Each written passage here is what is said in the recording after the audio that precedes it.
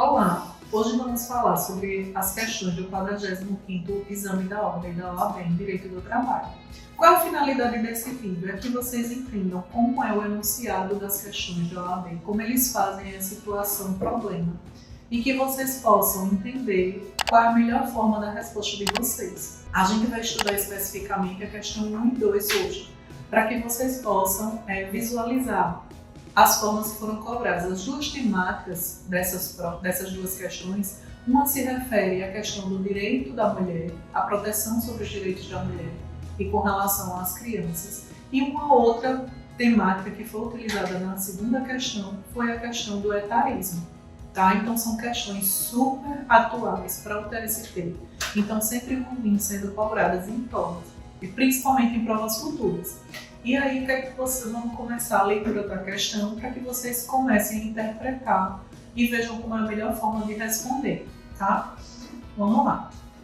Luana Santos é empregada da Sociedade Empresária Braço Forte, que conta com 500 empregados, sendo 250 mulheres, com idade entre 25 e 30 anos. A gente sabe que na CLT tem uma proteção específica com relação à mulher, principalmente com relação à amamentação.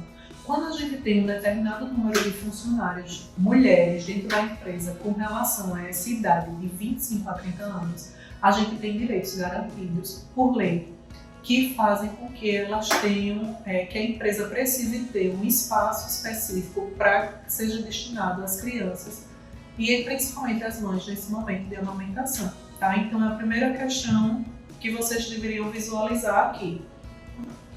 Luana acaba de retornar ao trabalho após cumprir a licença maternidade. Então, veja, ela se afastou por conta da gravidez, teve o período de 120 dias por conta da licença maternidade e necessita amamentar o seu filho. Como não tem com quem deixá-lo, ela leva para o trabalho. A sociedade empresária possui uma sala de amamentação, mas o supervisor autoriza apenas o intervalo intra-jornada normal de 1 hora para o afastamento de Luana. Veja só, ele está aqui concedendo única e exclusivamente o afastamento para o horário da alimentação dela, que é a previsão para todos os empregados, e não o intervalo necessário para a amamentação da criança. A fim de continuar com a amamentação plena do filho, o que precisa ser resolvido com urgência, Luana procurou você como advogado. Então, quem é nosso cliente, que a gente não pode esquecer aqui, é Luana, que ajuizou a reclamação trabalhista com pedido de tutela de urgência, o qual foi indeferido pelo juiz. Então veja, aqui você como advogado de Luana já entrou com reclamação trabalhista, o juiz indeferiu seu pedido de tutela antecipada para implementação desses intervalos, certo? Sobre a hipótese relatada, considerando a norma de regência e entendimento consolidado do TST, responda os itens a seguir. Acerca da amamentação do filho, qual é o direito de Luana? Fundamente, vejam que a FGV aqui, ela está pedindo, explicando que quer saber qual é o direito.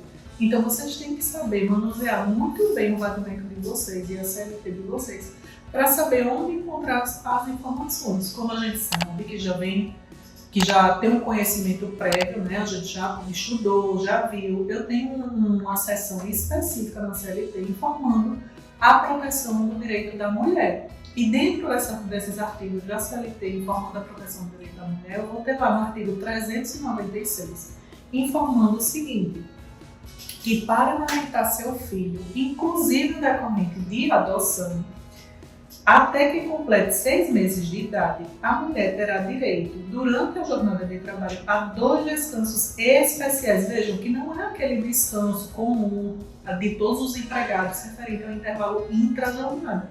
Esse é um descanso especial, ou seja, além desse intervalo intra-jornada para alimentação e descanso, certo? Que é concedido de meia hora TST, tá? O que é que diz a súmula lá para a gente? A súmula 414 do TST, no inciso 2, ela diz que no caso de tutela provisória haver sido concedida ou indeferida, no caso de Luana aqui houve o quê? Um indeferimento, né? Antes da sentença, cabe mandado de segurança em face da inexistência de recurso próprio. Então, como eu expliquei a vocês, no processo do trabalho não cabe agravo de instrumento de indeferimento de tutela de urgência ou tutela provisória, como é cabível lá no processo civil. Então, a gente se utiliza desse remédio processual de mandado de segurança que está previsto lá na súmula, tá? No entendimento do TST, que diz que cabe mandado de segurança. Aí vocês podem me perguntar, professora, mas aí se o juiz não tivesse julgado a tutela e ele dissesse lá no enunciado que essa tutela foi indeferida quando em sede de sentença. Em sede de sentença já, a gente não manejaria o mandado de segurança. O que a gente teria que fazer realmente, como tem previsão inclusive lá na súmula, seria propor um recurso ordinário. Vejam que o enunciado da questão que a FGV propôs para vocês está dizendo que o pedido de tutela de urgência foi indeferido pelo juiz, mas ele não fala em momento nenhum que foi na aprovação da sentença ou depois da sentença, certo? Ele fala que foi indeferido. Indeferido a gente vai presumir o quê? No enunciado que foi antes da sentença, então a gente manejaria o mandado de segurança, certo? Então nessa primeira questão, vejam que a temática que a FGV cobrou para vocês foi uma temática de proteção da mulher, tá? Na segunda questão, a FGV, no exame 45 da OAB em Direito do Trabalho, ela queria uma outra temática que é muito atual no TST, certo? Que é a temática do etarismo e da discriminação. Então, hoje tem muitos processos sendo manejados perante o TST, perante a Justiça do Trabalho, no caso, referente a essa questão da idade. Então, vamos lá à interpretação e ao estudo da questão. Lorival Gomes, engenheiro de projetos de 69 anos de idade, foi preterido em processo seletivo de uma sociedade empresária de engenharia, que estava contratando profissionais com a formação de Lorival, em regime de teletrabalho. O anúncio nas redes sociais fixava 60 anos como idade limite. Vejam só, aqui vocês já deviam se ater. É um senhor de 69 anos e um ato ilegal que estava sendo praticado é o quê? Porque no anúncio estava já constando a idade até o limite de 60 anos. Vejam, até se a gente parar para pensar na lógica jurídica, até na própria Constituição a gente tem lá prevendo no artigo 7º, no inciso 30 da Constituição Federal, dizendo que é proibido qualquer discriminação na hora da contratação de sexo, idade, gênero, cor. Então a gente tinha já uma fundamentação legal para isso, já nessa interpretação desse primeiro enunciado, dessa primeira parte do enunciado. E a questão continua dizendo o seguinte: diante disso, você como advogado foi procurado por Lorival para ajuizar uma ação trabalhista. Então vamos lá, quem é o nosso cliente? Olha, preste atenção na informação, é Lorival, tá? Porque ele pediu para a gente ajuizar uma ação trabalhista, uma reclamação trabalhista, em face da sociedade empresária, por discriminação decorrente de etarismo. Então vejam, a própria enunciado da questão já vem falando para vocês e indicando que o tema que eles estão querendo que vocês falem é sobre o etarismo. E essa questão do etarismo a gente já pensaria o quê? Eu devo ter alguma fundamentação lá no Estatuto do Idoso. Depois de ser citada, a sociedade empresária apagou seus anúncios de emprego nas redes sociais. Em sede de audiência, rejeitada a proposta conciliatória inicial, o feito foi contestado e realizada a instrução processual com a produção de prova testemunhal por ambas as partes. Diante disso, responda aos questionamentos a seguir. A fim de fundamentar seu pedido, qual foi o meu pedido?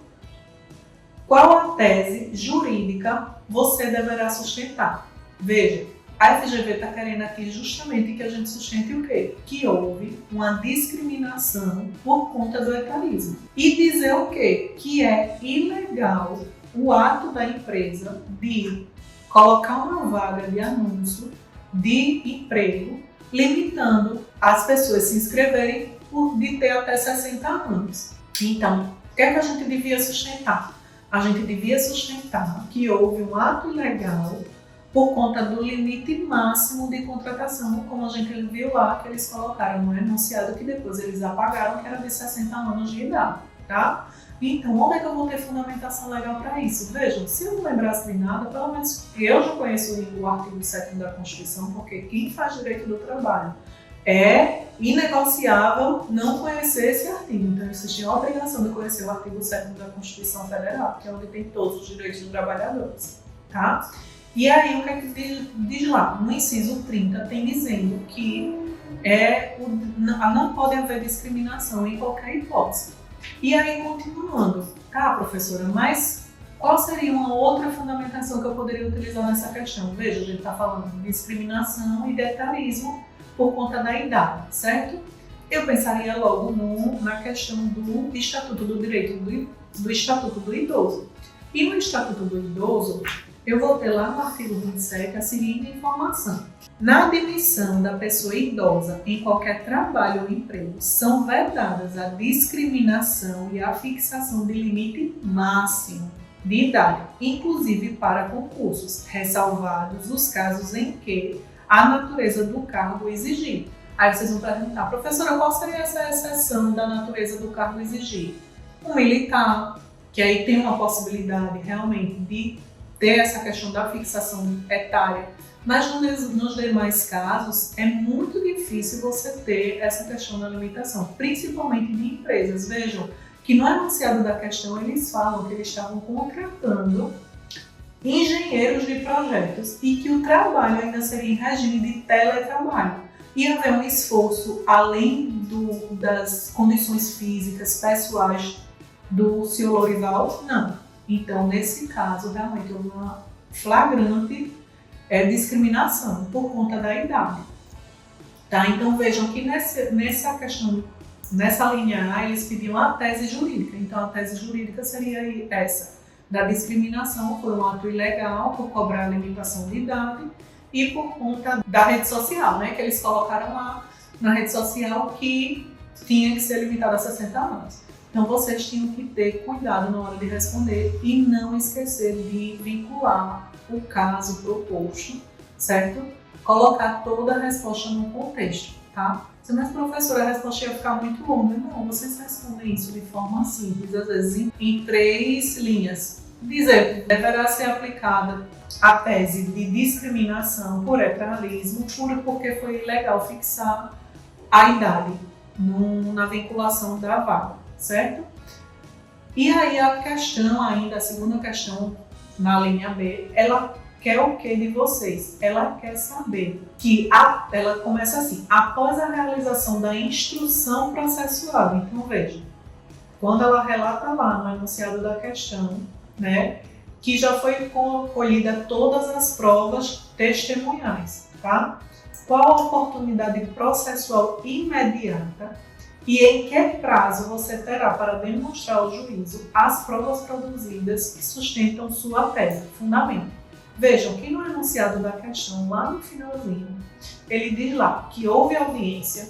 Então, vocês têm que pensar na linha do tempo processual, procedimental, tá? Então, lá ele está fixando que houve audiência, que na audiência a primeira proposta de conciliação foi recusada, não foi aceita, foi contestada, ou seja, eu apresentei a contestação que eu tenho, porque é aquele prazo de 20 minutos de forma oral, tá? Ou eu já apresentei de forma escrita.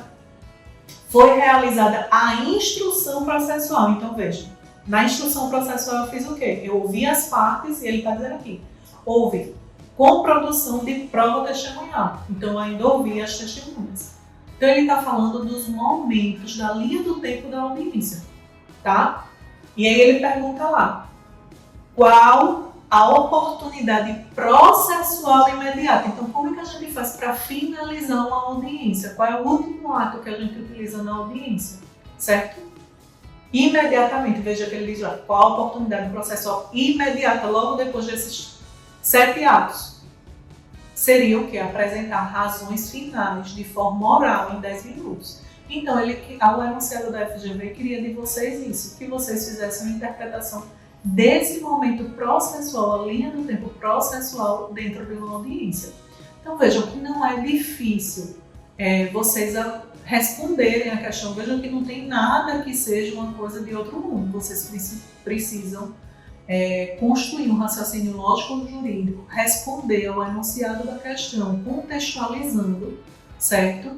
E saber as informações que você tem na seu vademecum, na sua CLT. Aí você vai dizer, professora, mas como é que eu encontraria essa informação dos 10 minutos de razões finais? Estaria lá no artigo 850 da CLT, que fala os artigos anteriores ao 850, ele vem contando justamente esses momentos processuais. Então você precisava realmente conhecer o procedimento da audiência de instrução, tá? Que geralmente é uma audiência única. Então vejam só, qual é a intenção desse vídeo? Como eu disse a vocês começarem a entender como a FGV cobra. Não adianta só citar o artigo ele só vai ser pontuado 0,10 no máximo. Então vocês têm que contextualizar a resposta de vocês, respondendo efetivamente a situação problema. Senão vocês vão zerar a questão, né? O que não é isso que vocês querem, que a gente precisa pontuar para que vocês passem. Se vocês gostaram desse conteúdo, querem mais conteúdos como esse, já se inscreve aqui no canal, dá um like e até a próxima!